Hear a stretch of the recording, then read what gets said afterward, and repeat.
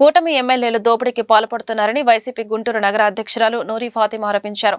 MLA Mohammed Nazir అయితే కమిషన్ల గురించి ఆలోచన తప్ప ప్రజా సంక్షేమం పట్టదని విమర్శించారు. అభివృద్ధి అంటూ 13 కోట్లతో 3 వంతెనల వద్ద మరో స్విమ్మింగ్ పూల్ నిర్మించారని ఎద్దేవా చేశారు. శంకర్ విలాస్ ఫ్లైఓవర్ బ్రిడ్జి నిర్మాణం జరగాలని డిమాండ్ చేశారు. ఆదివారం ఆమె మీడియాతో మాట్లాడుతూ జూన్ 4వ తేదీన వెన్నెపోటు దినంగా పాటిస్తున్నామని ప్రకటించారు. ఎన్నికల హామీలను అమలు చేయడంలో చంద్రబాబు ఘోరంగా విఫలమయ్యారని ధ్వజమెత్తారు. Deputy CM Pawan Kalyan TDP dummy చేసిందన్నారు.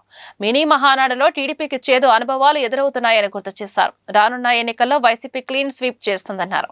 వెన్నుపోటు నిజంగా ఆ టైటిల్ చంద్రబాబు నాయుడు గారికి కానీ ఈ కూటమి ప్రభుత్వం కానీ వర్తిస్తుంది. ఎందుకంటే మీరు చూసుకుంటే ఈ కూటమి ప్రభుత్వంలో బీజేపీ దేశంలో ఏదో రాజకీయం చేస్తుంది అనుకోండి, సో ఇక్కడ ఇన్వాల్వ్ అవ్వదు, ఏదో పెట్టుబడులు మేము ఇస్తున్నాము, లేకపోతే ఏమంటే మీకు అప్పుగా ఇస్తున్నామంటుంది. అలాగే ఇక్కడ చూసుకుంటే చంద్రబాబు నాయుడు గారు నేను అన్నీ చేస్తాను, మీరు చూడండి నేను మంచిగా చేస్తాను అంటారు. ఆయన ఎక్కడ కూడా చేసి చూయించినట్టు ఘనత ఆయనకు లేదు. అలాగే మీరు చూసుకుంటే పవన్ కళ్యాణ్ గారు అన్నకి ఎంతో నమ్మకం పెట్టుకొని నిజంగా జన సైనికులు పల్లకి మోసేలాగా మోసి పార్టీని ఇంకో పార్టీకి అప్పచెప్పింది. కానీ ఈరోజు ఆయన్ని మాత్రం ఎవరికి అంటే అర్థమవుతుంది వాళ్ళకు కూడా, అరే మా నాయకుడిని డమ్మీ చేస్తున్నారు, ఎక్కడ వాడాలో అక్కడ వాడుతున్నారు తప్ప ఆయన్ని నిజంగానే ఒక డిప్యూటీ సీఎంగా ఎవరు కన్సిడర్ చేయట్లేదు. అది నిజంగా బాధాకరం. అలాగే ఇక్కడ ఉన్న జన సైనికులు కానీ లేకపోతే టీడీపీ వాళ్ళు కానీ వాళ్ళకు కూడా అర్థం కావట్లేదు ఎలాగ మేము ప్రజల్లో వెళ్ళాలి. ఎందుకంటే 1 సంవత్సరం అయింది.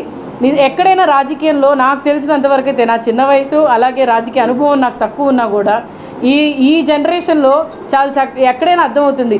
1 సంవత్సరంలో ఎవరైనా మాట ఇచ్చినవి మాట తప్పకుండా కంప్లీట్ చేస్తారు. కానీ ఈ గవర్నమెంట్ వచ్చిన తర్వాత మాట చెప్పడం వదిలేయండి, తప్పిన విషయాలు చాలా ఉన్నాయి. దాంట్లో ఒక్క హామీ కూడా నిలబెట్టుకోకుండా మరి ఏ విధంగా 1 సంవత్సరం కంప్లీట్ చేసామని వాళ్ళు ఎలాగ ప్రజల్లో వెళ్తారో నాకు తెలియట్లేదు. వాళ్ళు మొహం చూపించలేదు. ఎక్కడైనా మీరు చూడండి, మహానాడు మినీ మహానాడు అని ప్రతి నియోజకవర్గంలో పెడుతున్నారు. ఎక్కడైనా వాళ్ళకి చేదు అనుభవాలే వస్తున్నాయి. కానీ ఎక్కడ కూడా మీరు చూసుకుంటే మేము ప్రజలు తిరగగలము అని చేయగలమని వాళ్ళకి నమ్మకం అయితే లేదు. మీరు చూసుకుంటే ఈరోజు వక్ఫ్ బోర్డ్ అమెండ్మెంట్ బిల్ చాలా పెద్ద దెబ్బ మైనారిటీస్కి.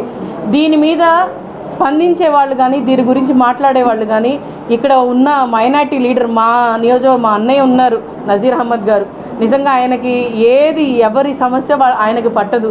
ఆయనకి ఏంటంటే ఏదో కొబ్బరికాయ కొట్టామా, కొబ్బరికాయ కొట్టిన దానికి కమిషన్ వచ్చిందా లేదా, లేకపోతే ఏంటంటే అక్కడికి వెళ్ళామా అక్కడ కమిషన్ వచ్చిందా లేదా, అదే ఆలోచిస్తున్నారు. కానీ మా అన్నయ్యకి నిజంగానే ప్రజలు వాళ్ళ మీద వాళ్ళకి ఏంటి ఇబ్బంది అనేది, వాళ్ళకి ఏంటి కష్టం అనేది ఆయనకు తెలియదు.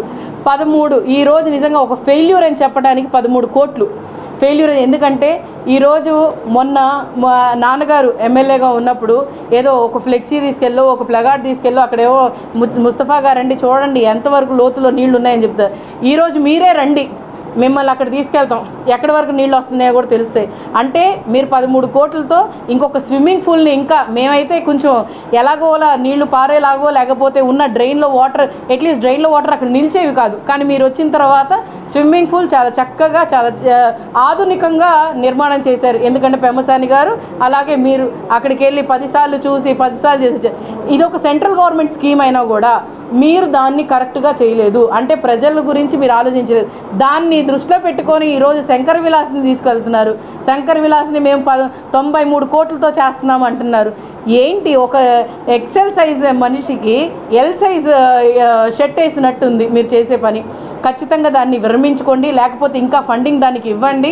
ఎందుకంటే 93 కోట్లలో జిఎస్టీ పోయి 73 కోట్లు అవుతుంది. కాబట్టి దాన్ని మీరు దృష్టిలో పెట్టుకొని దీన్ని డొంక రోడ్డు 3 వంతెనలా కాకుండా అట్లీస్ట్ దాన్నైనా మంచిగా చేయండి. ఎందుకంటే ఎప్పుడూ లేనట్టుగా డొంక రోడ్లో మీరు ఇది సరిగ్గా చేయకపోతే ఈ వసతి ఆపినప్పుడు అదొక్కటే దారి ఉంటుంది. కాబట్టి దాన్ని దృష్టిలో పెట్టుకోవాలని చెప్పి మేము అడుగుతున్నాము.